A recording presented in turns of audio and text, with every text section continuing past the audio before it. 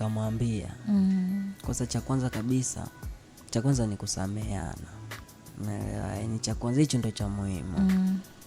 Mapenzi yenyewe hapo tu. Unaelewa? Kwa kama ana uwezo wa kama amependa sehemu nyingine tunaacha tuna amani tu hivyo. Sema yani ni kwambaje,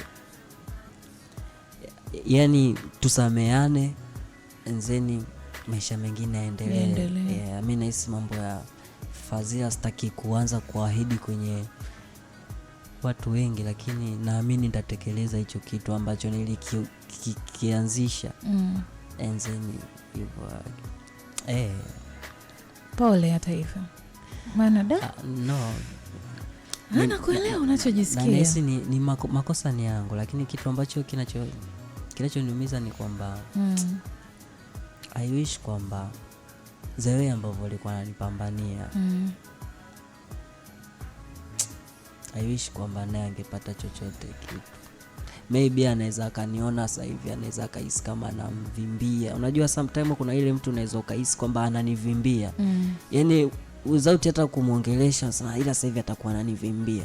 Yeye kama na hiyo ya kuwaza kwamba mimi namvimbia, sijafikia hizo level bado. Mimi na binadamu pia naelewa. Tofauti na mapenzi pia na binadamu ndani yangu. Umeelewa? So kitu kinaniuma sana. Nahisi sometimes kuna mambo yangu hata asipoenda natajaga tu jina yake, ambia Mungu hebu jaribu kunisaidia kwenye hili. Sababu ni kitu ambacho kinanifelisha sometimes. Sababu amenisaidia sana. Yaani nikisema kwamba amenisaidia, mtu anaweza akahisi kasaidia watu, lakini amenisave. Yaani tukiachana tu na maisha tu yani siku hivyo, kanisaidia hapa kubwa sana. Kanisave mimi kwani sometimes sasa yani nishakata tamaa maisha, ananipa mawazo ya kimaisha, ananipa stori zake kwamba mimi mbona ishatokea hivi. Umeona kuna muda mambo ya familia mimi yanasumbua. Umeona kuona kuta sometimes namuuliza hivi, sasa wewe hivi wazazi wako ilivyotokea hivi ukafanya nini? Ananiambia nilifanya hivi. Alikuwa anakupa njia. Ananipa njia. Unajua sometimes unajua migogoro kwenye familia zetu hii kidogo. So ni vitu ambavyo vilikuwa vinanichanganya kichwa. Kwa hiyo hata kwenye sanaa sasa nikawa nashindwa kuhendo. Umeona kwamba nyumbani kuko hivi.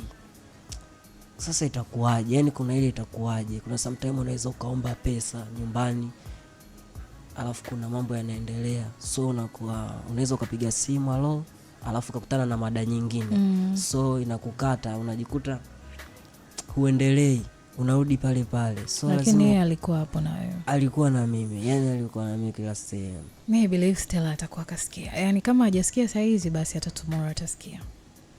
Na ataelewa kile ambacho umekizungumza na namna ambavyo una feel from deep down inside your heart. Stella, I love you Stella. Wow. No, anisamee nikisema hata I love you umeshamaanisha, tushaelewa. Mambo yashakuwa magumu sana. Haya bwana, dakika ya 34 Mwagito umemsikia ametoa confession yake. Sometimes kibinadamu kuna vitu kweli mtu unafanya unakosea, unaona kabisa kwamba hapa niliteleza, ila kuna wakati unafika mambo yanabadilika, unaona it's about time niombe radhi kwa kile ambacho kimetokea. Tumeshindwa kumpata Stella moja kwa moja, lakini naamini Stella ataona tu, Alazarona atasikia, na kama hajasikia hata marafiki zake, ndugu zake wa karibu watamwambia kuhusu hili na ataelewa. Nataka nikutoe huko kidogo kwa sababu nimeona umekuwa uncomfortable. Naona kama na machozi kwa mbali hivi kwenye macho yako, wakati wanaume huwa mnasemaga amli atuli, lakini wewe naona kwa mbali. Nimeona nikasema leo hapa sijui nini kitatokea. Anyway, issue ya Stella tuiache kama ilivyo kwa sababu najua taarifa zitamfikia. Nikuhamishe huko kidogo ili uweze